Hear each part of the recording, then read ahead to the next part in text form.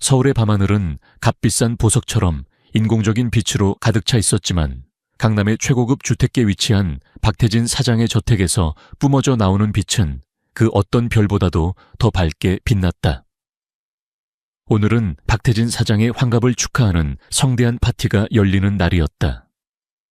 정원에는 수십 개의 테이블이 놓여 있었고 대한민국에 내로라 하는 재계 인사들과 유명인들이 모여 값비싼 샴페인을 기울이며 웃음꽃을 피우고 있었다. 모든 것이 완벽해 보였다. 부와 명예, 그리고 화려한 인맥까지. 박태진 사장은 자신의 인생이 정점에 이르렀음을 만끽하고 있었다. 하지만 이 화려한 연회의 한구석 주방과 연회장을 바쁘게 오가는 한 남자가 있었다. 그의 이름은 강지훈 이 집안의 사위였다. 3년 전 박태진의 외동딸 박민서와 결혼한 그는 오늘 밤 주인공의 사위라는 직함이 무색하게도 마치 고용된 일꾼처럼 움직이고 있었다. 그의 몸에 걸쳐진 낡은 정장은 주변의 명품들 사이에서 초라하게 빛을 발했고 그의 손은 손님들의 빈잔을 채우고 접시를 나르느라 쉴 틈이 없었다. 어이 강서방, 이쪽 테이블 술이 비었잖아. 뭘 하고 있는 거야? 빨리빨리 움직여. 목소리의 주인은 장인인 박태진이었다. 그는 자신의 친구들 앞에서 지훈을 하대하는 것을 조금도 부끄러워하지 않았다. 오히려 그것이 자신의 권위를 세우는 방법이라고 생각하는 듯 했다.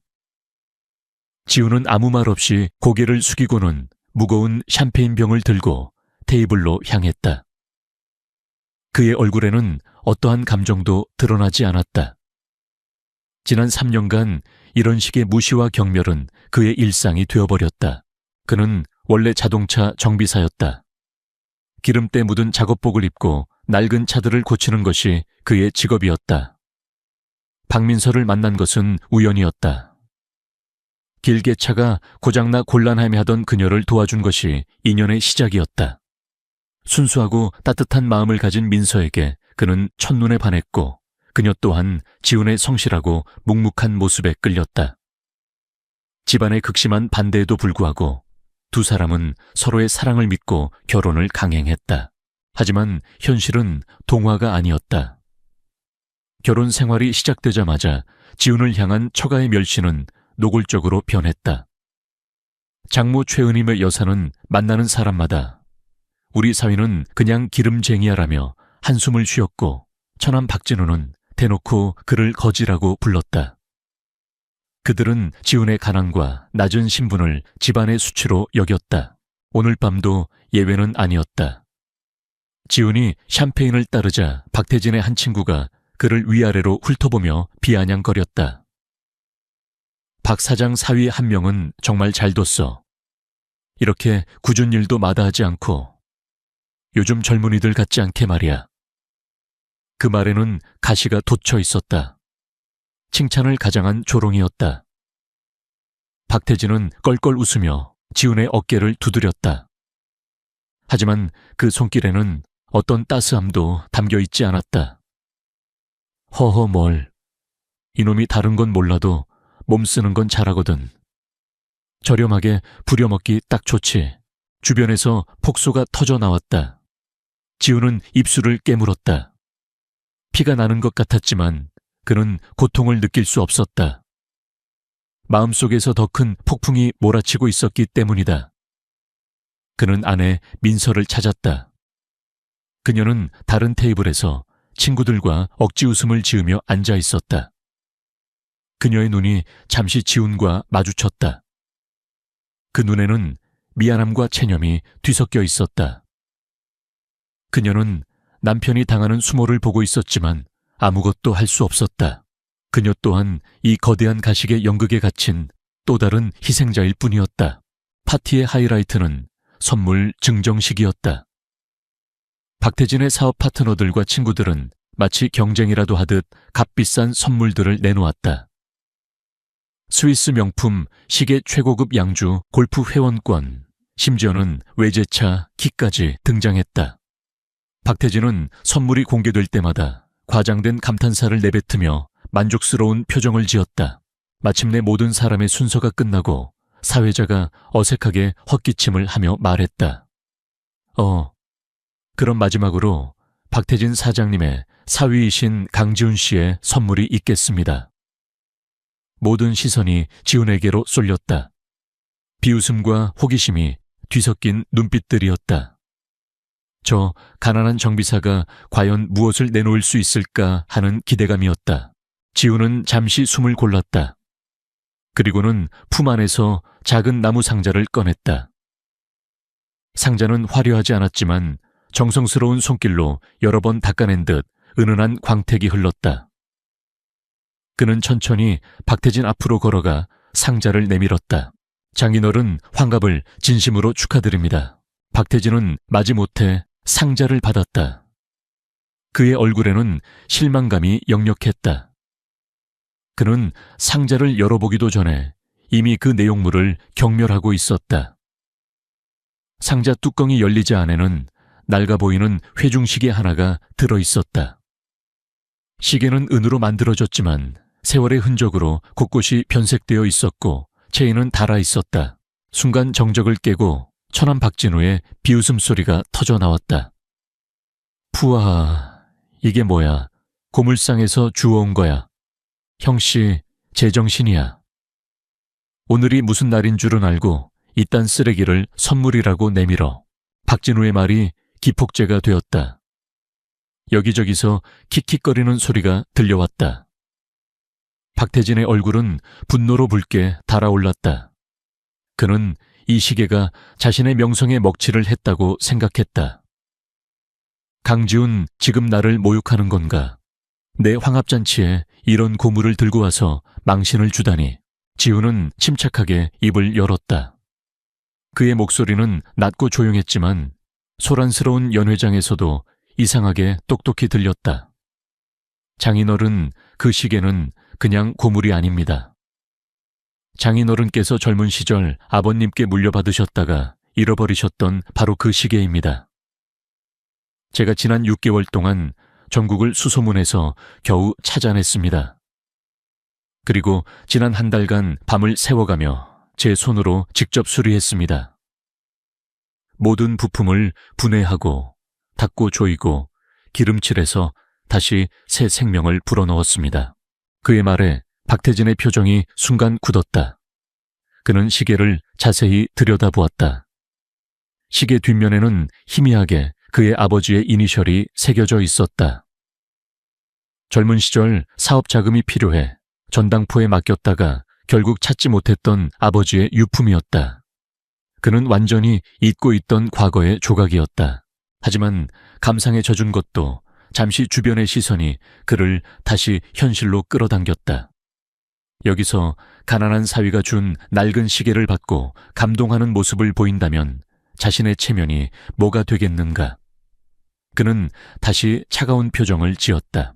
그때 박진우가 술에 취한 채 비틀거리며 다가왔다. 술이 웃기지 마. 내 놈 같은 기름쟁이가 뭘 안다고. 시계를 수리해 그냥 고물을 주워와서 그럴듯하게 둘러대는 거겠지. 박진우는 지훈의 손에 들린 상자를 거칠게 쳐냈다. 쨍그랑 하는 소리와 함께 나무 상자와 회중시계가 대리석 바닥으로 떨어졌다. 시계의 유리 덮개가 산산조각 났고 애써 맞춘 시계바늘이 힘없이 축 늘어졌다. 지훈이 6개월간 찾아 헤매고 한 달간 밤을 새워 되살린 시간이 단 한순간에 박살나버렸다. 연회장의 공기가 얼어붙었다. 지훈은 부서진 시계를 말없이 내려다보았다. 그의 어깨가 미세하게 떨리고 있었다. 분노 때문인지 슬픔 때문인지 알 수 없었다. 박진우는 오히려 큰 소리를 쳤다. 어쩌다 보니 그랬네. 근데 뭐 어때? 어차피 쓰레기였잖아. 야, 강지훈, 네가 선물한 쓰레기니까 네가 치워야지 뭐 해. 빨리 줍지 않고. 모두가 숨을 죽이고 지훈을 바라보았다. 그가 과연 어떤 반응을 보일까? 폭발할까? 아니면 언제나처럼 굴욕을 삼키고 무릎을 꿇을까? 지훈은 천천히 허리를 숙였다.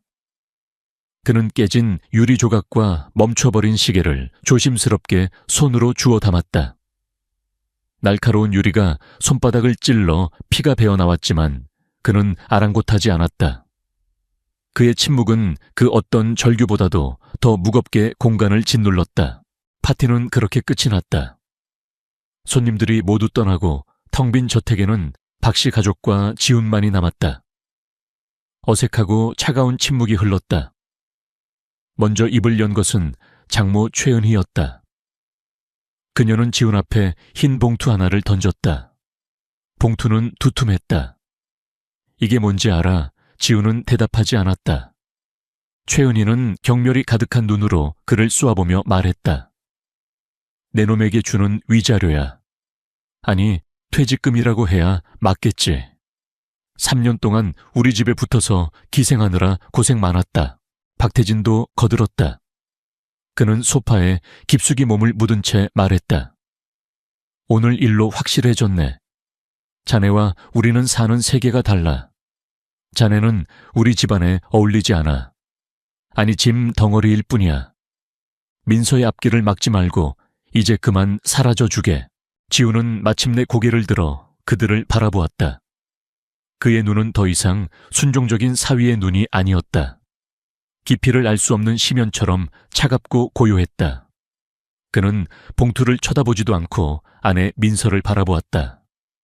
민서 씨, 당신 생각은 어때? 민서는 눈물을 글썽이며 고개를 숙였다. 그녀의 어깨가 가늘게 떨렸다. 그녀는 남편과 가족 사이에서 갈기갈기 찢어지고 있었다. 하지만 결국 그녀는 아무 말도 하지 못했다. 부모님의 서슬 퍼런 시선 아래 그녀는 침묵을 선택했다. 그리고 그 침묵은 지훈에게 가장 아픈 비수가 되어 날아와 꽂혔다. 알겠어. 지훈은 짧게 대답했다. 그의 목소리에는 어떤 미련도 남아있지 않았다. 그는 자리에서 일어났다. 그리고는 피가 묻은 손으로 조심스럽게 감싸 쥔 부서진 시계를 품에 넣었다. 그것이 그가 이 집에서 가져가는 유일한 것이었다. 그는 단 한 번도 뒤돌아보지 않고 현관으로 걸어갔다. 박씨 가족은 누구도 그를 붙잡지 않았다. 오히려 속이 시원하다는 듯한 표정이었다. 철컥. 문이 열리자 차가운 밤 공기와 함께 장대 같은 빗줄기가 쏟아져 들어왔다. 지훈은 그 폭풍우 속으로 망설임 없이 걸어 들어갔다. 문이 닫히는 순간 그는 3년간의 굴욕적인 결혼 생활에 그리고 강지훈이라는 이름으로 살아온 자신의 연약한 과거에 마침표를 찍었다. 빗물은 그의 얼굴을 타고 흐르는 것이 눈물인지 빗물인지 분간할 수 없게 만들었다. 그러나 그의 발걸음은 이상할 정도로 단호하고 흔들림이 없었다. 마치 오랫동안 갇혀있던 새장에서 풀려난 맹수처럼. 폭우는 강지훈의 초라한 정장을 적시고 있었지만 그의 내면에서 타오르는 불길을 끄기에는 역부족이었다. 그는 박씨 가족의 저택에서 멀어질수록 걸음걸이가 달라졌다. 지난 3년간 굴욕에 길들여져 구부정했던 어깨가 펴지고 땅만 보던 시선은 정면을 향했다. 빗물에 젖은 머리카락 아래 그의 눈빛은 더 이상 순박한 정비사의 것이 아니었다.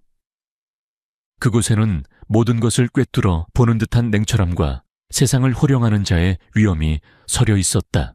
그의 발걸음은 허름한 자신의 정비소로 향하지 않았다. 대신 그는 택시를 잡아타고 서울의 또 다른 심장부 여의도로 향했다. 택시기사는 흠뻑 젖은 그의 행색을 보고 탐탁지 않은 표정을 지었지만 지훈이 말없이 내민 몇 장의 지폐에 금세 입을 다물었다. 택시가 멈춘 곳은 여의도에서 가장 높고 호화로운 주상복합 빌딩 더 스카이 팰리스 앞이었다. 일반인은 출입조차 엄격히 통제되는 곳. 지훈은 익숙하게 로비를 가로질러 전용 엘리베이터로 향했다. 보안 요원이 그를 막아서려 했지만 지훈의 눈과 마주친 순간 알 수 없는 압박감에 몸이 굳어버렸다. 지훈은 아무런 제지 없이 엘리베이터에 올라탔다. 그가 누른 층은 최상층 단 한 세대만을 위한 펜트하우스였다.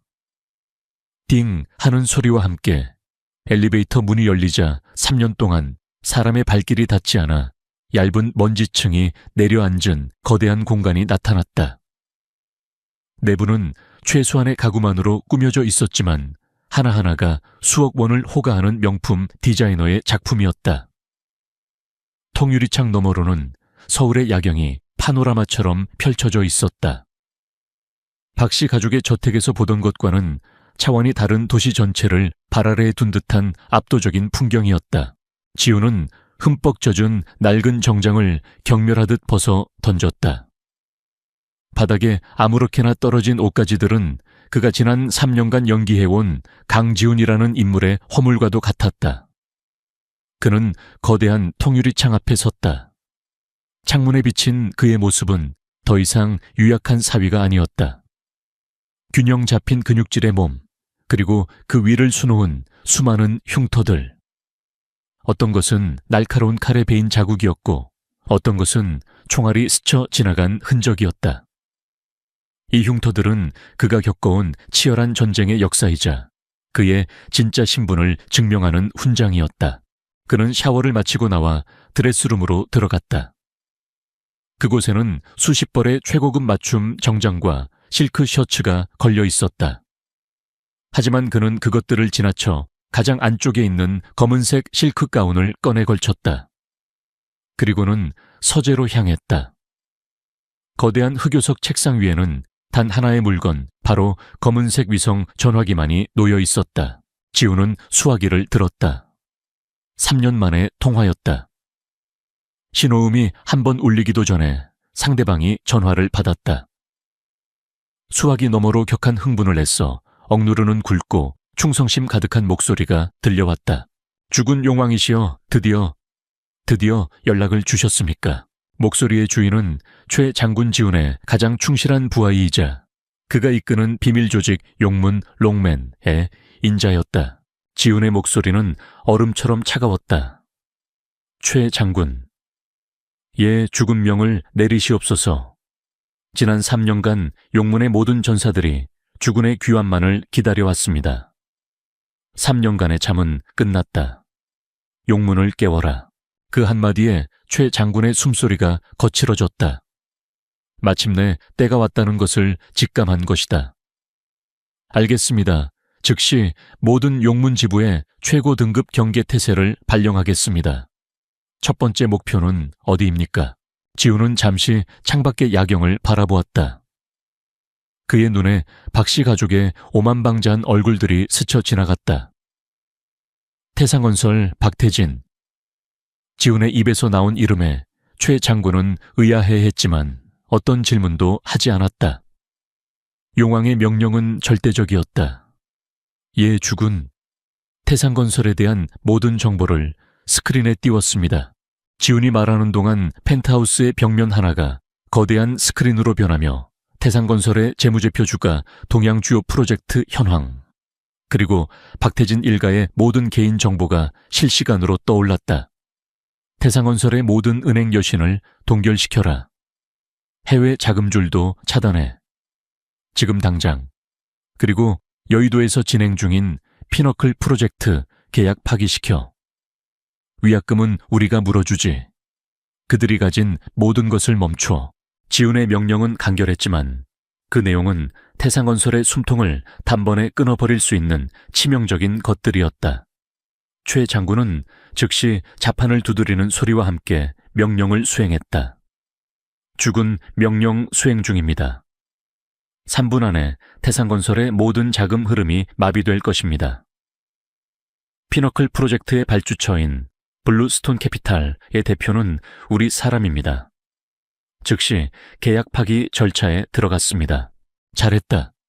그리고 그의 아들 박진우. 지훈의 목소리가 한층 더 차가워졌다. 그놈이 그림자 독사 놈들에게 진 빚이 있을 거다. 원금과 이자를 합쳐서 날이 밝기 전에 모두 회수해. 뼈와 살을 분리해서라도 받아내도록. 그림자 독사는 서울의 뒷골목을 지배하는 악명 높은 사채 조직이었다. 그리고 그들 또한 용문의 하부 조직 중 하나였다. 최 장군의 목소리에 비릿한 미소가 섞였다. 알겠습니다, 주군. 그 하찮은 벌레에게 용문의 분노가 어떤 것인지 똑똑히 가르쳐 주겠습니다. 마지막으로. 지훈은 품에서 피 묻은 손수건에 쌓인 부서진 회중시계를 꺼내 책상 위에 올려놓았다. 스위스 제네바의 장인 에릭 바페론을 찾아 내일 아침 첫 비행기로 그를 이곳 서울로 데려와 이 시계를 원래 모습 그대로, 아니 그 이상으로 복원해야 한다. 알겠습니다. 주군, 통화가 끝났다. 지훈은 수화기를 내려놓았다. 그가 명령을 내린 지 불과 몇 분. 거대한 스크린의 한쪽에서 태상건설의 주가가 폭락하기 시작하는 그래프가 붉은색으로 표시되고 있었다. 또 다른 화면에서는 수십 개의 암호화된 메시지가 전 세계에 흩어져 있는 용문의 조직원들에게 전송되고 있었다. 보이지 않는 거대한 기계가 굉음을 내며 움직이기 시작한 것이다. 그는 왜 3년이라는 시간을 죽은 듯이 살았던가? 그것은 그의 스승이자 선대 용왕의 마지막 유언 때문이었다. 진정한 힘은 힘을 쓰지 않는 데서 나온다. 가장 낮은 곳으로 내려가 평범한 사람들의 삶을 배우고 인간의 희로애락을 느껴보아라. 그때 비로소 너는 진정한 왕이 될 것이다. 그는 스승의 유언을 지키기 위해 자신의 모든 것을 봉인하고 가장 낮은 곳으로 내려왔다. 자동차 정비사 강지훈의 삶은 그에게 있어 하나의 수행이었다. 그는 그곳에서 사랑을 만났고 동시에 인간의 가장 추악한 속물근성과 오만함도 목격했다. 그리고 오늘 밤 박씨 가족은 그의 마지막 인내심을 끊어버렸다. 그들은 잠자는 용의 코털을 건드린 것이 아니었다. 용의 심장에 박혀있던 영린 니린을 건드린 것이었다. 지훈은 배가서 최고급 위스키를 한 잔 따랐다. 그는 유리잔을 들고 다시 통유리창 앞으로 다가갔다. 폭우가 쏟아지는 서울의 야경은 여전히 화려했다. 하지만 이제 그 풍경은 지훈에게 다르게 보였다. 저 반짝이는 불빛 아래 수많은 인간들이 울고 웃고 사랑하고 배신하며 살아가고 있었다. 그리고 이제 그는 그 모든 것을 조율하는 지휘자가 될 터였다. 창문에 비친 그의 모습 위로 거대한 용의 형상이 어른거리는 듯했다. 더 이상 굴욕에 찬 사위는 없었다. 오직 냉혹한 복수를 예고하는 제왕 용왕만이 서 있을 뿐이었다. 그의 손에 들린 위스키 잔이 부서진 회중시계처럼 박씨 가족의 운명에 대한 사형 선고서처럼 보였다. 아침이 오면 세상은 모든 것이 바뀌어 있을 것이다. 다음 날 아침 박씨 가족의 저택에는 어젯밤의 폭풍우가 거짓말이었다는 듯이 화창한 햇살이 내리쬐고 있었다. 식탁에는 호텔 조식 뷔페가 부럽지 않을 만큼 호화로운 아침 식사가 차려져 있었다. 어젯밤 강지훈을 내쫓은 후 가족의 분위기는 눈에 띄게 밝아져 있었다.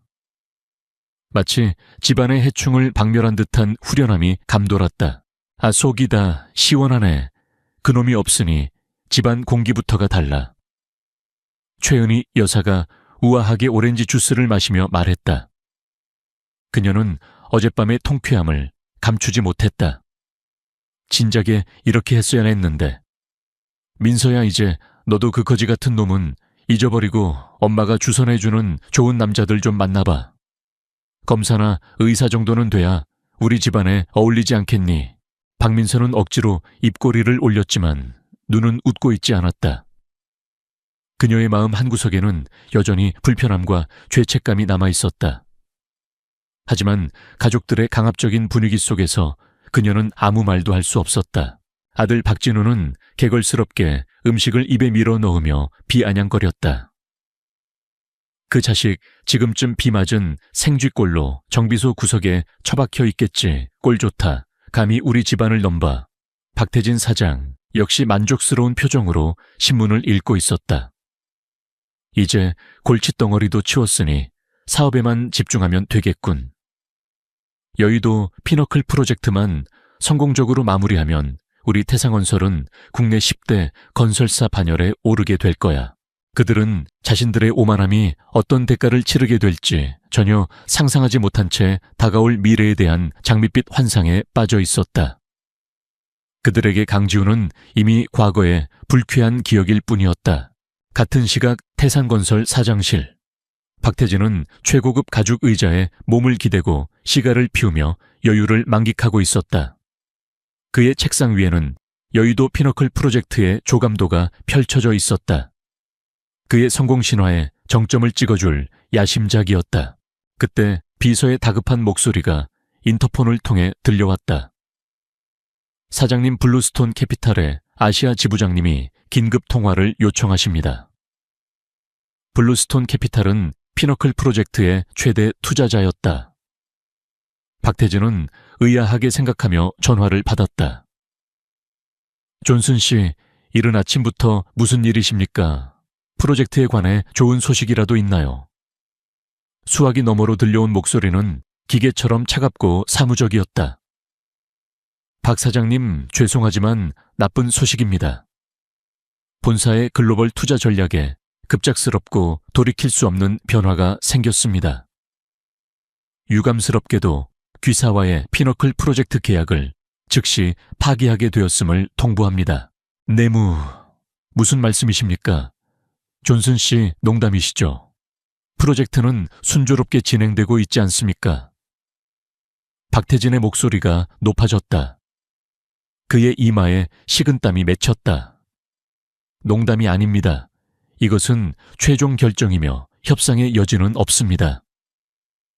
계약서에 명시된 대로 계약 파기에 따른 위약금은 저희 쪽에서 모두 지불하겠습니다. 관련 서류는 곧 이메일로 발송될 겁니다. 잠깐만요. 이유라도 들어야 할 것 아닙니까? 우리가 뭘 잘못했습니까? 박태진이 절규하듯 외쳤지만 수화기 너머에서는 뚜뚜 하는 무미건조한 신호음만이 들릴 뿐이었다. 전화가 끊긴 후에도 박태진은 한동안 멍하니 수화기를 들고 있었다. 믿을 수 없는 현실이었다. 회사의 명운이 걸린 프로젝트가 아무런 이유도 없이 하루아침에 공중분해 되어버린 것이다. 우와... 그는 들고 있던 수화기를 벽에 집어 던졌다. 최고급 원목 책상을 주먹으로 내리치고 서류를 찢어 발겼다. 그의 성공 가도에 갑자기 거대한 절벽이 나타난 것이다. 한편 박진우는 강남의 한 명품 시계 매장에서 거들먹거리고 있었다. 이봐 이거, 지난번에 봐뒀던 거 포장해줘. 그가 가리킨 것은 수천만 원을 호가하는 금장 시계였다. 어차피 아버지 회사 돈으로 사는 것이었기에 그는 가격표를 보지도 않았다. 하지만 점원이 그의 카드를 받아들고 잠시 후 곤란한 표정으로 돌아왔다. 손님 죄송하지만 카드 한도 초과라고 나옵니다. 뭐 한도 초과? 내 카드가 너 지금 나 무시하는 거야. 박진우는 길길이 날뛰며 소란을 피웠다. 그는 다른 카드 몇 개를 더 내밀었지만 결과는 모두 똑같았다. 망신을 당한 그는 얼굴이 시뻘개져서 매장을 뛰쳐나왔다. 그가 분을 사귀지 못하고 길가에 서서 담배를 피우고 있을 때였다. 끼익 하는 날카로운 마찰음과 함께 검은색 세단 여러 대가 그의 앞뒤를 막아섰다. 차문이 열리고 검은 양복을 입은 험상궂은 남자들이 내렸다. 그들의 모습은 평범한 깡패들과는 차원이 달랐다. 잘 훈련된 포식자의 살기가 느껴졌다. 그들 중 우두머리로 보이는 남자가 박진우에게 다가와 차갑게 말했다. 박진우 씨, 맞으시죠? 그림자 독사에서 왔습니다. 박진우의 얼굴이 하얗게 질렸다. 그는 도박으로 거액의 돈을 빌렸지만 갚을 생각을 하지 않고 버티고 있었다. 네, 내가 알아서 갚는다고 했잖아. 기한이 지났습니다. 그리고 오늘부로 당신의 채권은 저희가 양도받았습니다. 이제 저희와 이야기하셔야 합니다. 남자는 손짓했다. 양복 사내들이 일제히 박진우에게 달려들었다. 아, 이거 놔. 우리 아버지가 누군지 알아. 박진우는 비명을 지르며 발버둥 쳤지만 소용없었다. 그는 힘없이 차에 질질 끌려 들어갔다. 주변의 행인들은 겁에 질려 못 본 척 고개를 돌릴 뿐이었다. 같은 시각 최은희 여사는 청담동의 한 고급 레스토랑에서 사모님들과 브런치를 즐기고 있었다. 그녀는 어김없이 딸을 그 거지 같은 사위에게서 해방시켰다며 자랑을 늘어놓고 있었다. 이제 우리 민서도 좋은 집안으로 시집 보낼 일만 남았어요. 호호호. 그녀가 계산을 하기 위해 카드를 내밀었을 때 박진우와 똑같은 상황이 벌어졌다. 모든 카드가 정지된 것이었다. 당황한 그녀의 귀에 주변 사모님들의 수군거리는 소리가 들려왔다. 어머, 저기 좀 봐. 방금 뉴스 속보 떴어. 태상건설 여의도 프로젝트 무산됐대. 어머나, 정말 그것만 믿고 주식 산 사람들 다 망했겠네. 아까부터 전화가 불티나더니 박진우 씨가 길거리에서 사채업자들한테 끌려갔다는 소문도 돌던데. 저 집안 무슨 일 있는 거 아니야. 모든 시선이 최은희에게 쏠렸다. 동정과 비웃음이 섞인 눈빛. 그녀가 평생 남들에게 던졌던 바로 그 시선이었다. 최은희는 얼굴이 화끈거려 견딜 수가 없었다. 그녀는 결국 친구에게 돈을 빌려 계산을 하고는 도망치듯 센 레스토랑을 빠져나왔다. 그날 저녁 박씨 가족의 저택은 초상집 같은 분위기에 휩싸였다. 박태진은 넋이 나간 사람처럼 소파에 앉아 있었고 최은희는 히스테리를 부리며 울부짖고 있었다. 이게 다 무슨 일이란 말이야. 회사도 망하고 당신 체면도 망하고 이제 나보고 어떻게 살라고. 시끄러워. 지금 누구 때문에 이 사단이 났는데. 그때 현관문이 열리고 박진우가 비틀거리며 들어왔다. 그의 얼굴은 엉망으로 얻어맞아 퉁퉁 부어 있었고 값비싼 옷은 갈기갈기 찢겨 있었다. 진우야, 너 괜찮니? 최은희가 달려가 아들을 부축했다. 박진우는 공포에 질린 목소리로 말했다. 아버지. 그놈들이 내일 정고까지 빚 전부 갚지 않으면 신체 포기 각서대로 하겠다고. 그 순간 가족들은 깨달았다. 이것은 단순한 불운이 아니었다. 보이지 않는 거대한 손이 자신들의 목을 조여오고 있었다. 하루아침에 모든 것이 무너져 내렸다. 명예, 부, 그리고 미래까지도. 박태진은 무너지는 회사를, 최은희는 산산조각난 허영심을, 박진우는 자신의 목숨을 위협하는 빚을 떠올리며 절망에 빠졌다. 하지만 그들 중 누구도 이 모든 재앙의 시작이 자신들이 쓰레기처럼 내쫓은 그 가난한 사위 강지훈에게서 비롯되었다는 사실은 꿈에도 생각하지 못했다. 그들은 자신들의 경쟁사나 원한을 품은 다른 누군가를 의심하며 서로를 탓할 뿐이었다. 2층 복도에서 박민서는 이 모든 광경을 조용히 지켜보고 있었다. 그녀의 머릿속에 어젯밤 폭풍우 속으로 사라지던 남편의 차가운 눈빛이 떠올랐다. 그리고 불현듯 섬뜩한 예감이 그녀의 등골을 타고 흘렀다. 설마, 아니야, 그럴 리가 없어. 그는 그저 평범한 정비사일 뿐인데. 하지만 그녀의 마음속에서 피어오른 의심의 씨앗은 걷잡을 수 없이 자라나기 시작했다. 며칠이 흘렀다. 박씨 가족에게 그 며칠은 지옥과도 같았다. 태상건설은 결국 부도 처리되었고 채권단이 들이닥쳐 회사의 모든 자산을 압류했다. 화려했던 저택에도 법원에서 보낸 집행관들이 다녀가며 곳곳에 빨간 딱지를 붙였다. 한때는 성공의 상징이었던 값비싼 가구와 그림들이 이제는 경매에 넘어갈 날만 기다리는 흉물처럼 보였다. 박태진은 매일같이 술에 절어 살았다. 그가 평생 쌓아 올린 모든 것이 모래성처럼 무너져 내리는 것을 속수무책으로 지켜봐야만 했다. 그는 수십 년간 다져온 인맥을 총동원해 도움을 청했지만 돌아오는 것은 차가운 거절과 외면뿐이었다. 어제의 친구가 오늘의 적이 되는 비정한 현실을 뼈저리게 느끼고 있었다. 최은하이는 매일같이 남편을 원망하며 악을 썼고 박진우는 그림자 독사의 협박에 시달리며 방 안에 틀어박혀 폐인처럼 지냈다. 이 지옥 같은 현실 속에서 오직 박민서만이 무언가 다른 생각을 하고 있었다. 이 모든 재앙이 너무나도 시기적절하게 마치 잘 짜인 각본처럼 일어났다는 의심. 아버지가 평생을 바친 회사가 단 며칠 만에 무너지고 오만방자하던 오빠가 쥐구멍에 숨은 생쥐처럼 벌벌 떠는 이 상황. 이 모든 것이 남편 강지훈이 집을 나간 직후에 시작되었다는 것은 단순한 우연일까? 그녀는 평범한 정비사였던 남편의 과거를 떠올렸다. 그는 항상 조용했고 자신을 드러내지 않았다. 처가의 멸시와 조롱 속에서도 그는 늘 묵묵히 모든 것을 감내했다. 그것이 정말 그의 본 모습이었을까? 아니면 거대한 무언가를 숨기기 위한 가면이었을까? 의심의 씨앗은 걷잡을 수 없이 자라났다.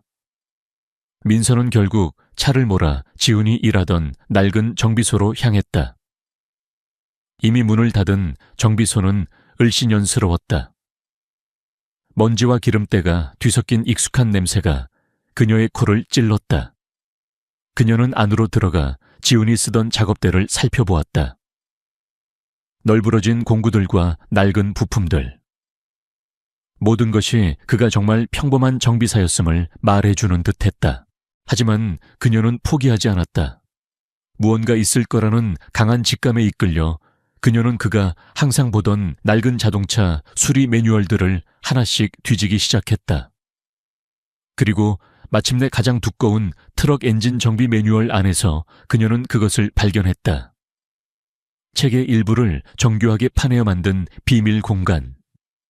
그 안에는 낡은 가죽으로 된 작은 수첩 하나가 들어있었다. 떨리는 손으로 수첩을 펼친 민서의 눈이 커졌다. 그 안에는 알아볼 수 없는 복잡한 수식들과 암호 같은 기호들, 그리고 전 세계 유수의 기업들과 금융기관들의 이름이 빼곡히 적혀 있었다. 이것은 결코 자동차 정비사가 쓸만한 내용이 아니었다. 수첩의 마지막 장에는 단 한 사람의 이름과 연락처가 적혀 있었다. 초회 장군. 그 이름 아래에는 위성 전화번호로 보이는 숫자 배열이 있었다. 그녀의 심장이 미친 듯이 뛰기 시작했다. 강지훈, 당신은 대체 누구였던 거야? 한편 절망의 늪에 빠져있던 박태진에게 한 가닥 희미한 빛이 비쳤다. 과거에 그에게 큰 신세를 졌다가 지금은 몰락한 옛 동료가 그를 찾아온 것이다. 그는 허름한 포장마차에서 박태진에게 술을 따라주며 조심스럽게 입을 열었다. 형님, 이런 말씀 드리기 뭐하지만 정상적인 방법으로는 이미 끝난 것 같습니다. 나도 알아. 그래서 매일 술이나 마시고 있는 거 아니야.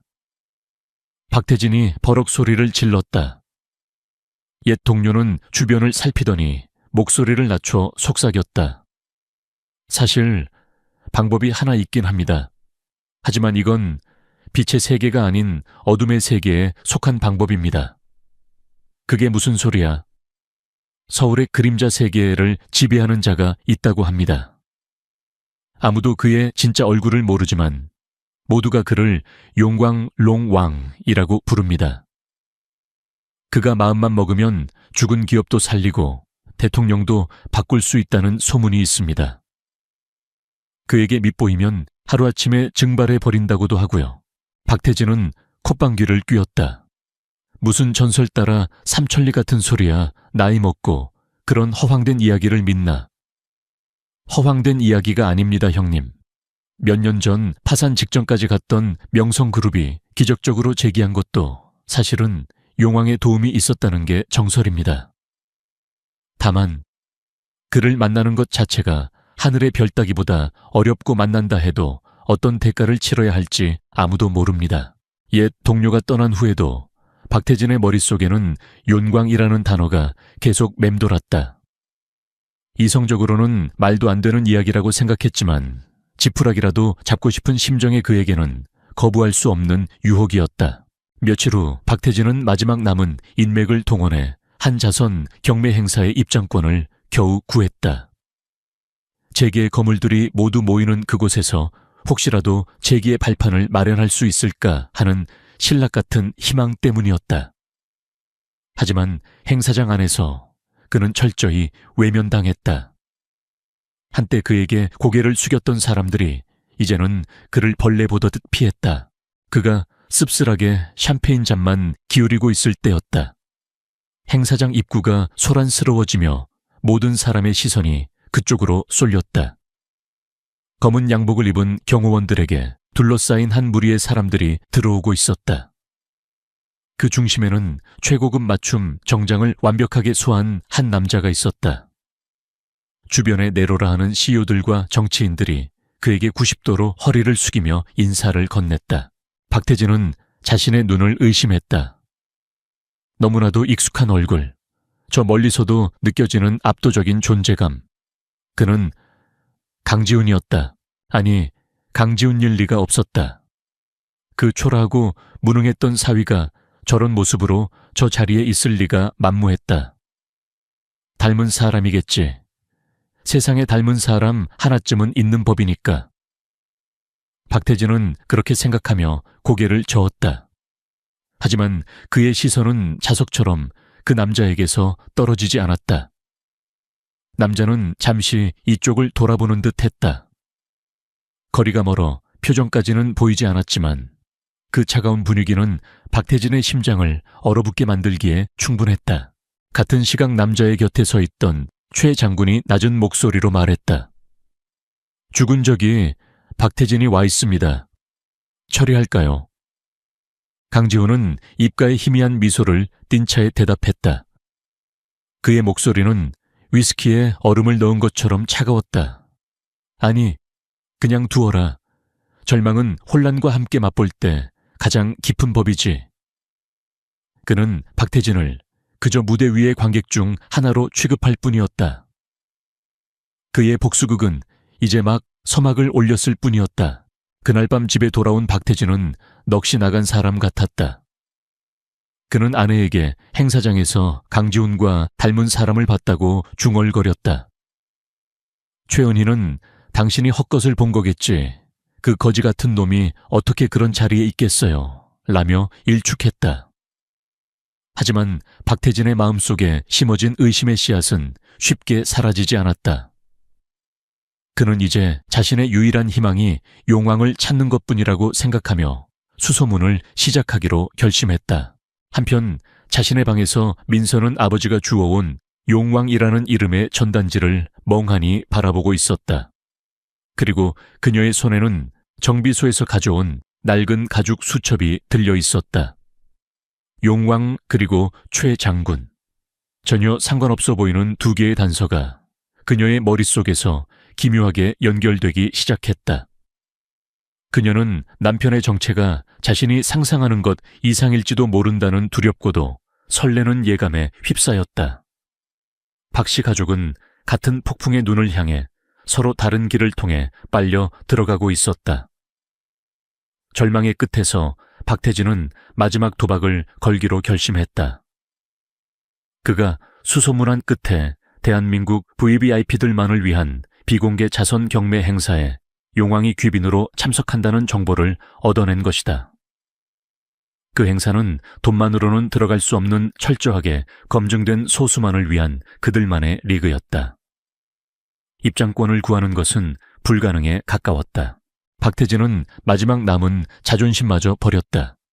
그는 아내 최은희가 목숨처럼 아끼던 다이아몬드 목걸이와 자신의 유일한 재산인 명품 시계를 헐값에 처분했다. 그리고 그 돈을 들고 과거 자신의 밑에서 일했던 한 인물을 찾아가 무릎을 꿇었다. 수시간의 애원과 굴욕 끝에 그는 간신히 행사장 구석에 서 있을 수 있는 말단 스태프용 출입증 3장을 손에 넣었다. 행사가 열리는 날 저녁 박씨 가족은 초라한 모습으로 서울 최고의 6성급 호텔 임페리얼 팰리스 앞에 섰다. 최은희는 가짜 진주 목걸이로 허전한 목을 감쌌고 박진우는 어깨가 잔뜩 움츠러들어 있었다. 한때 이런 장소의 주인이었던 그들이 이제는 하인처럼 뒷문으로 들어가야 하는 신세였다. 행사장은 그야말로 부와 권력의 결정체였다.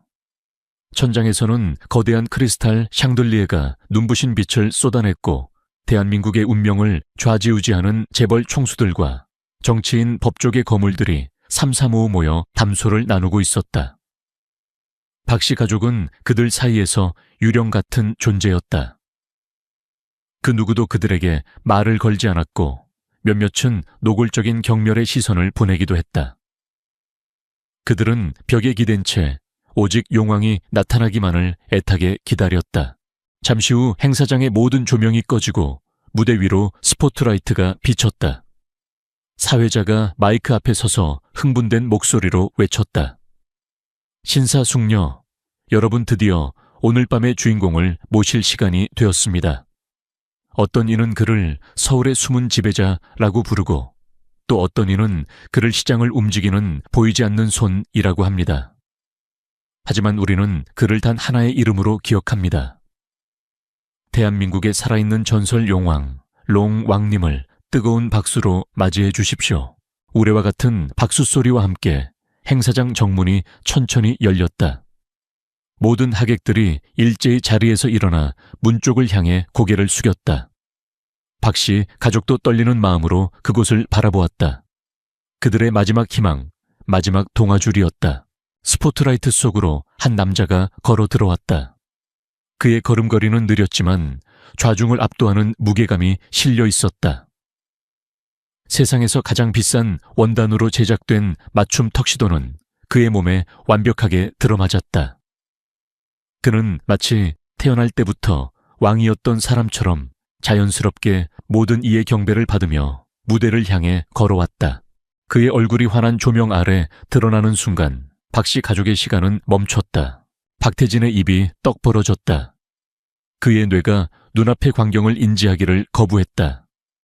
최은희는 비명조차 지르지 못하고 두 손으로 입을 막은 채 그 자리에 얼어붙었다.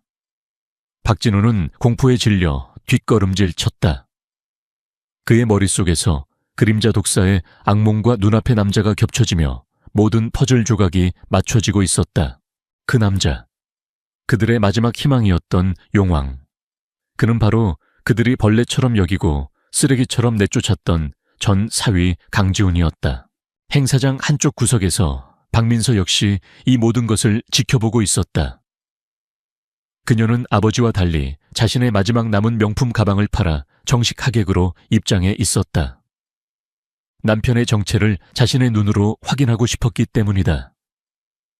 예상은 했지만 실제로 마주한 진실의 무게는 상상을 초월했다. 그녀는 터져 나오려는 울음을 간신히 삼켰다. 저 남자가, 저렇게 수많은 거물들의 경배를 받는 저 남자가 지난 3년간 자신의 곁에서 묵묵히 기름때를 묻히던 그 사람이란 말인가. 강지훈은 무대 중앙에 섰다. 우레와 같던 박수 소리가 거짓말처럼 멎고 거대한 홀에는 숨막히는 정적이 흘렀다. 그는 차가운 눈으로 객석을 천천히 훑었다. 그의 시선이 박씨 가족이 서 있는 구석에 잠시 머물렀다. 그들은 마치 사형 선고를 기다리는 죄수처럼 벌벌 떨고 있었다. 강지훈이 마이크를 잡았다. 그의 목소리는 나지막했지만 최첨단 음향 시스템을 통해 행사장 구석구석으로 명확하게 퍼져나갔다. 안녕하십니까. 오늘 밤 이 자리에 함께해 주셔서 감사합니다. 그는 잠시 말을 멈추고 박씨 가족을 향해 시선을 고정했다. 많은 분들이 저를 용왕이라는 이름으로 알고 계십니다. 하지만 저는 지난 3년간 다른 이름으로 살았습니다. 바로 강지훈이라는 이름으로. 객석이 술렁이기 시작했다. 강지훈은 아랑곳하지 않고 말을 이었다. 저는 3년 전 한 여자를 사랑해서 결혼했습니다. 그리고 그녀의 집에서 처가살이를 시작했습니다. 그 집의 가장은 태상건설의 박태진 사장이었고 그의 아내는 최은희 여사, 그리고 아들은 박진우였습니다. 강지훈이 이름을 하나하나 호명할 때마다 박씨 가족은 온몸이 칼에 베이는 듯한 고통을 느꼈다. 모든 하객들의 시선이 경악과 흥미로 빛나며 그들에게로 향했다. 그들은 저를 사위로 맞았지만 단 한 번도 저를 가족으로 대한 적이 없습니다. 그들에게 저는 가난한 자동차 정비사 집안의 수치 언제든 내쫓아도 되는 하찮은 존재일 뿐이었습니다. 그들은 제 면전에 대고 거지라고 불렀고 손님들 앞에서는 저를 하인처럼 부렸습니다. 그의 목소리는 담담했지만 그 안에 담긴 분노는 서늘한 칼날이 되어 모든 이의 심장을 찔렀다. 그리고 얼마 전 박태진 사장의 황합잔치가 있었습니다. 저는 지난 6개월간 전국을 뒤져 그가 젊은 시절 잃어버렸던 아버지의 유품인 낡은 회중시계를 찾아냈습니다. 그리고 한 달 내내 밤을 새워 제 손으로 직접 수리해서 선물했습니다. 하지만 그들은 어떻게 했을까요? 강지훈은 품에서 부서진 회중시계를 꺼내 보였다. 그의 아들 박진우는 이 시계를 고물상에서 주워온 쓰레기라며 바닥에 내동댕이 쳤습니다. 그리고 그들은 제게 위자료라며 돈 봉투를 던져주며 딸의 인생에서 사라지라고 했습니다. 그의 이야기에 객석은 완전히 얼어붙었다. 아무도 감히 소리를 내지 못했다. 강지훈은 차가운 미소를 지으며 말을 맺었다. 그들은 제가 가난하다는 이유로 저를 내쫓았습니다. 하지만 그들은 자신들이 쫓아낸 것이 가난한 사위가 아니라 자신들의 유일한 구원줄이었다는 사실을 몰랐습니다. 그는 박태진을 똑바로 바라보며 선언했다. 박태진 사장, 당신은 용왕을 만나고 싶어 했지. 소원대로 당신 앞에 서 있소. 당신의 그 오만함과 어리석음의 대가를 치를 시간이야. 그는 사회자를 향해 고개를 까딱했다. 오늘 자선 경매의 첫 번째 물품을 공개합니다. 오만과 탐욕으로 모든 것을 잃은 이들을 위한 기부금 마련을 위해 방금 전 최종 부도 처리된 태상건설의 모든 자산 포트폴리오를 경매에 붙이겠습니다. 시작가는 단돈 1원입니다. 그 말이 끝나는 순간 박태진은 다리에 힘이 풀려 그대로 바닥에 주저앉았다. 최은희는 결국 실신했고 박진우는 거품을 물고 쓰러졌다. 그들이 평생을 바쳐 이룩하고 자랑스러워했던 모든 것이 그들이 가장 경멸했던 한 남자의 손에 의해 단돈 1원의 가치로 전락하여 공개적으로 처형당하고 있었다. 행사장의 모든 조명이 무대 위에 강지훈을 비추고 있었다. 그는 부서진 가족을 차갑게 내려다보고 있었다. 그의 얼굴에는 어떤 동정심도 연민도 없었다. 오직 얼음장 같은 심판자의 표정만이 존재할 뿐이었다. 복수는 시작되었고 심판은 내려졌다. 자선 경매 행사가 끝난 밤, 박씨 가족의 몰락은 단순한 소문이 아닌 대한민국 전체에 생중계된 공개 처형이었다. 호텔을 빠져나오는 그들 앞에 익명의 제보를 받고 몰려든 수십 명의 기자들이 진을 치고 있었다. 카메라 플래시가 쉴 새 없이 터졌고 질문들이 칼날처럼 쏟아졌다. 박태진 사장님, 태상건설의 자산이 1원에 낙찰된 것에 대해 한 말씀 해주시죠. 사위였던 강지훈 씨가 용왕이라는 사실을 정말 모르셨습니까? 박진우 씨 사채비 때문에 신체 포기 각서까지 썼다는 게 사실입니까? 박태진은 넋이 나간 사람처럼 허공만 바라봤고 최은희는 기자들을 향해 악을 쓰다 실신 직전에 이르렀다. 박진우는 공포에 질려 아버지 뒤에 숨기 바빴다. 한때는 대한민국 상류층의 상징이었던 그들은 이제 한낱 웃음거리이자 조롱의 대상으로 전락해버렸다. 경호원들에게 밀려 겨우 채에 올라탄 그들은 더 이상 자신들의 집이 아닌 차 앞 딱지가 붙은 저택으로 돌아왔다. 그날 이후 저택은 살아있는 무덤이 되었다. 박태진은 매일같이 값싼 소주병을 끼고 살았다. 그는 무너진 자신의 제국을 떠올리며 내가 뭘 잘못했단 말인가 라는 말을 넋두리처럼 중얼거렸다. 그의 눈에는 더 이상 오만함이 아닌 공허함만이 가득했다. 최은희는 자신의 보석함에 남아있던 가짜 장신구들을 부수며 울부짖었다. 그녀를 빛내주던 모든 것들이 사라지자 남은 것은 텅 빈 껍데기뿐인 자신의 모습이었다. 가장 비참한 것은 박진우였다. 그는 방 안에 틀어박혀 커튼을 친 채 작은 소리에도 경기를 일으켰다. 그림자 독사가 언제 자신을 쥐도 새도 모르게 끌고 가 칠흑 같은 바다에 던져버릴지 모른다는 공포가 그의 영혼을 갉아먹고 있었다. 가족 간의 대화는 사라졌다. 서로의 얼굴을 마주하는 것조차 고통이었기에 그들은 서로를 탓하고 원망하며 각자의 절망 속에 고립되어 갔다. 박민서는 이 모든 광경을 지켜보며 심장이 갈기갈기 찢어지는 듯한 고통을 느꼈다. 가족들의 몰락은 분명 그들이 자초한 일이었다. 하지만 그들의 비참한 모습을 보니 그녀 역시 책임감에서 자유로울 수 없었다. 그녀가 조금만 더 용기를 냈더라면, 남편의 편에 서서 가족들을 설득하려 노력했더라면 상황이 이 지경까지 이르렀을까. 후에는 날카로운 파편이 되어 그녀의 마음을 헤집었다. 그러던 어느 날 오후 저택 앞에 소리 없이 검은색 세단 한 대가 멈춰 섰다. 차에서 내린 사람은 바로 최 장군이었다. 그는 이전과 달리 정중하게 저택의 문을 노크했다.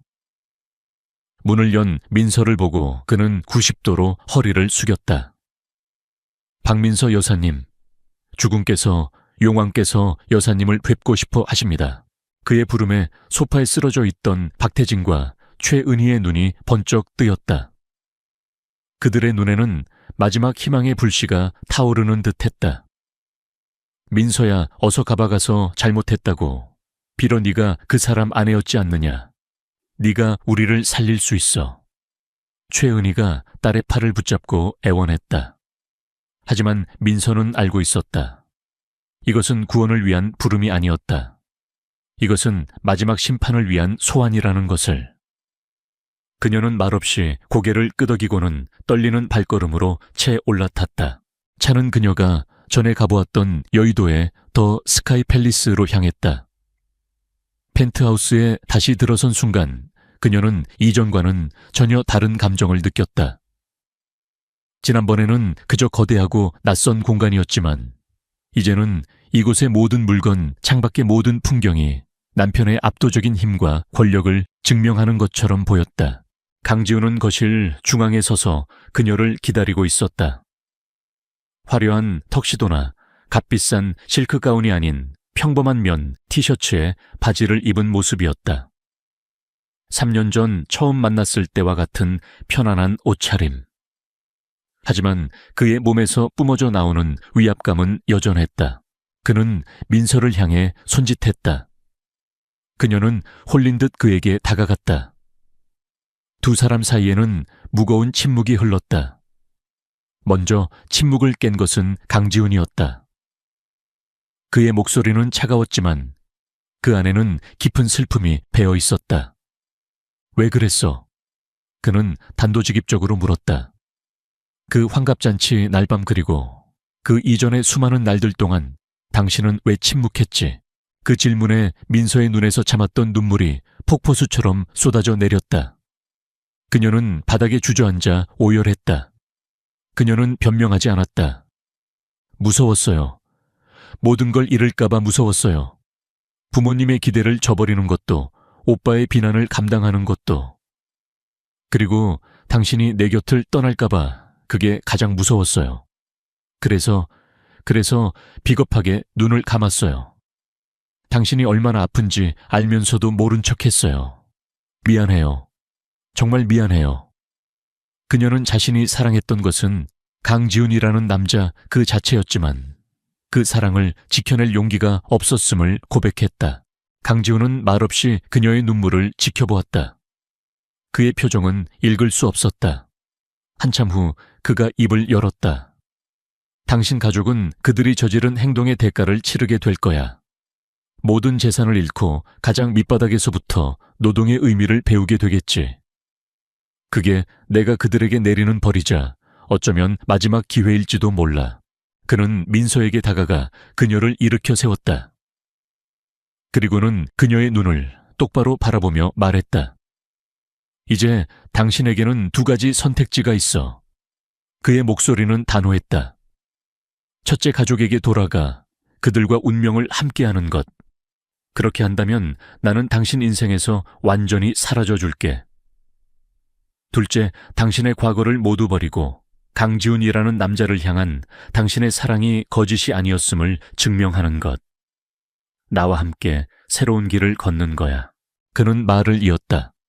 그의 눈빛은 그 어느 때보다 진지했다. 하지만 분명히 알아도 용왕의 아내로서 걷는 길은 결코 쉽지 않아. 화려한 보석이나 명품 가방은 없을 거다. 대신 당신은 나와 함께 무거운 책임을 져야 하고 위험을 감수해야 하며 때로는 내 등 뒤에서 칼이 날아오는 것을 막아줘야 할지도 몰라. 그래도 나와 함께 가겠어. 그것은 시험이었다. 그녀가 사랑한 것이 용왕의 권력과 부인지 아니면 강지훈이라는 한 남자의 본질인지 확인하는 마지막 질문이었다. 민서는 흐르던 눈물을 손등으로 닦아냈다. 그녀는 더 이상 울지 않았다. 그녀는 흔들림 없는 눈으로 강지훈을 마주보았다. 그녀의 목소리는 작았지만 그 안에는 강철 같은 결의가 담겨 있었다. 나는 용왕의 아내가 되고 싶은 게 아니에요. 나는 당신의 아내 강지훈 씨의 아내가 되고 싶어요. 당신이 정비사였을 때도 그리고 지금도. 당신이 가는 길이 어떤 길이든 나는 당신 곁에서 함께 걸을게요.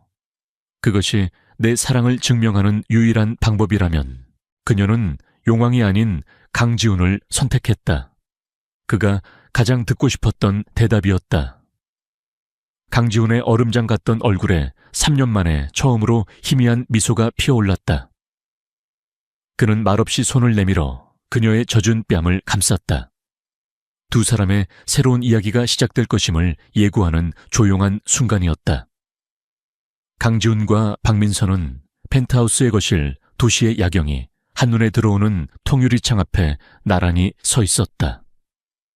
3년간의 오해와 고통 그리고 짧지만 강렬했던 복수의 폭풍이 지나간 후 찾아온 고요함이었다.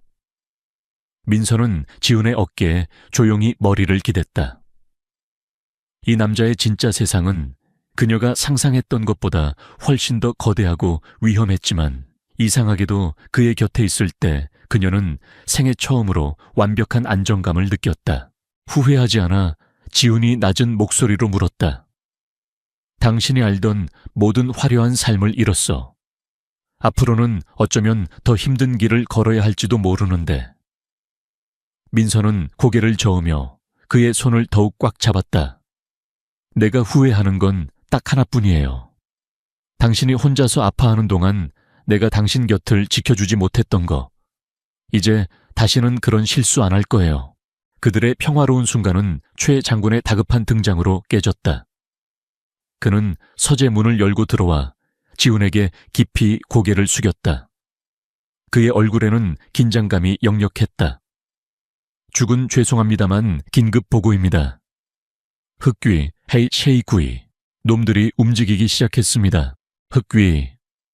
그 이름이 나오자 강지훈의 눈빛이 순식간에 날카롭게 변했다. 펜트하우스 안의 공기가 얼어붙는 듯했다. 흑귀는 용문과 오랫동안 대적해온 숙적 북쪽 대륙에 기반을 둔 거대한 범죄 조직이었다. 그리고 그 수장인 제갈성 주거청 한지훈이 유일하게 라이벌로 인정하는 교활하고 잔인하기로 이름난 자였다. 3년 전 지훈이 모든 것을 버리고 잠적해야만 했던 이유가 바로 흑귀와의 마지막 결전 때문이었다. 당시 용문은 승리했지만 지훈 역시 큰 부상을 입었고 조직은 재정비할 시간이 필요했다. 그는 자신의 죽음을 위장하여 적들을 속이고 평범한 정비사로 살아가며 힘을 회복하고 있었던 것이다. 박민서를 만난 것은 계획에 없던 일이었지만 그녀를 지키기 위해서라도 그는 자신의 정체를 더욱 철저히 숨겨야만 했다. 하지만 이제 그가 돌아왔다는 소식이 결국 적의 귀에까지 들어간 것이다. 제갈성 그놈 내가 돌아온 것을 나약함의 증거라고 판단한 모양이군. 지훈이 차갑게 말했다. 내 죽은 저희 정보망에 따르면 흑귀의 핵심 전력들이 비밀리에 국내로 잠입하고 있으며 용문의 주요 사업체들에 대한 동시다발적인 공격을 준비하고 있다고 합니다. 최 장군의 보고에 민서의 얼굴이 하얗게 질렸다. 그러나 지훈은 놀라울 정도로 침착했다. 오히려 그의 눈에는 기다렸다는 듯한 불꽃이 타오르고 있었다. 잘 됐군. 숨어있는 쥐들을 일일이 찾아다닐 필요가 없어졌으니. 그는 서재의 거대한 스크린 앞에 섰다. 그리고는 마치 교향곡을 지휘하듯 짧고 정확한 명령들을 내리기 시작했다. 최 장군 청룡 부대는 흑귀놈들의 자금줄인 블랙터틀 파이낸스의 전산망을 파괴해라. 단 1원도 빠져나가지 못하게 막아. 백호 부대는 잠입한 놈들의 은신처를 모두 파악해서 포위망을 구축해. 단 한 놈도 살아서 빠져나가지 못하게. 주작 부대는 언론을 통제하고 이번 작전이 외부에 알려지지 않도록 모든 흔적을 지워. 그리고 현무 부대는 나와 함께 직접 제갈성을 만나러 간다. 그날 밤 서울의 어둠 속에서 보이지 않는 전쟁이 시작되었다. 하지만 그것은 전쟁이라기보다는 일방적인 사냥에 가까웠다. 3년간 힘을 비축하고 있던 용문의 전력은 흑귀의 상상을 초월했다. 강지훈의 완벽한 전략 아래 흑귀의 조직원들은 자신들이 공격을 시작하기도 전에 각계격파 당했다. 그들의 자금줄은 순식간에 마비되었고 은신처는 맹수들의 소굴로 변했다. 새벽녘 인천항의 한 버려진 창고. 제갈성은 자신이 완벽하게 함정에 빠졌다는 사실을 깨달았다. 그의 앞에는 강지훈이 최 장군과 현무 부대원 몇 명만을 대동한 채 서 있었다. 오랜만이군 제갈성. 지훈의 목소리가 창고 안에 울렸다. 내 놈 살아있었구나. 3년 동안 죽은 척 연기를 했던 거냐. 제갈성이 이를 갈며 외쳤다. 연기는 끝났다. 그리고 너희들의 시대도 오늘로써 끝이야. 더 이상의 대화는 없었다. 강지훈이 손짓하자 현무 부대원들이 그림자처럼 쇄도했다. 제갈성과 그의 마지막 남은 부하들은 필사적으로 저항했지만 압도적인 실력 차이를 극복할 수는 없었다. 10분도 차에 되지 않아 모든 상황은 종료되었다. 강지훈은 쓰러진 제갈성을 차갑게 내려다보았다. 이로써 길고 길었던 악연에 마침표가 찍혔다. 몇 달의 시간이 흘렀다. 서울 외곽의 한 건설 현장. 박태진은 안전모를 쓰고 교통정리용 경광봉을 흔들고 있었다. 땡볕 아래 땀을 흘리며 일하는 것은 고됐지만 그는 이상하게도 마음이 편했다. 그는 땀 흘려본 돈으로 사먹는 컵라면이 세상 그 어떤 진수성찬보다 맛있다는 것을 배우고 있었다. 시장의 작은 식당에서는 최은희가 앞치마를 두르고 손님들에게 음식을 나르고 있었다. 한때는 명품만 휘감던 그녀의 손은 이제 설거지와 음식 준비로 거칠어져 있었다. 하지만 그녀는 손님들에게 진심으로 미소 지으며 맛있게 드세요 라고 말할 줄 알게 되었다. 박진우는 오토바이를 타고 서울 시내를 누비는 배달기사가 되었다. 강지훈이 그의 빚을 비밀리에 모두 처리해준 대신 평생 그 돈을 자신의 힘으로 갚아나가야 한다는 조건을 걸었기 때문이다. 그는 매일 땀 흘려 돈을 버는 것의 소중함과 타인에게 친절을 베푸는 것의 중요성을 배우고 있었다. 그들은 모든 것을 잃었지만 역설적이게도 인간으로서 가장 중요한 것을 되찾고 있었다. 가끔 민서는 멀리서 차를 세우고 변해가는 그들의 모습을 조용히 지켜보곤 했다. 한편 용문에도 새로운 변화의 바람이 불었다. 강지훈은 용왕재단이라는 이름의 공익재단을 설립했다. 과거 자신이 겪었던 부당함과 억울함을 겪는 사회적 약자들을 돕기 위한 조직이었다. 민서는 그 재단의 이사장을 맡아 자신의 경험과 따뜻한 마음으로 재단을 이끌었다. 그녀는 더 이상 누군가의 뒤에 숨는 연약한 여인이 아니었다. 이제 그녀는 강지훈의 가장 든든한 동반자이자 용문의 또 다른 심장이 되었다. 어느 맑은 날 새벽 강지훈과 민서는 다시 펜트하우스의 발코니에 섰다. 동쪽 하늘에서 장엄한 일출이 시작되고 있었다. 지훈은 자신의 품에서 작은 벨벳 상자를 꺼내 민서에게 건넸다. 그 안에는 스위스의 장인에 의해 완벽하게 복원된 회중시계가 영롱한 빛을 발하고 있었다. 시계는 다시 힘차게 움직이고 있었다. 이것은 나의 과거이자 나의 미래에 대한 약속이야. 지훈이 민서의 손에 시계를 쥐어주며 말했다. 정직하게 살고자 했던 아버지의 유산, 그리고 당신을 영원히 지키겠다는 나의 맹세. 민서는 미소 지으며 시계를 받았다. 이제 그녀는 강지훈의 모든 것을 이해하고 사랑했다. 그는 여전히 그림자 세계의 제왕 용왕이었다. 하지만 그는 이제 더 이상 복수심에 불타는 고독한 왕이 아니었다. 그는 겸손의 가치를 알고 약자를 보호하며 사랑하는 사람과 함께 새로운 시대를 열어가는 더 지혜롭고 자비로운 왕으로 거듭나 있었다. 두 사람은 떠오르는 태양을 함께 바라보았다. 그 태양은 비단 서울뿐만 아니라 그들의 새로운 삶을 비추는 희망의 빛이었다. 용왕의 진정한 새벽이 밝아오고 있었다.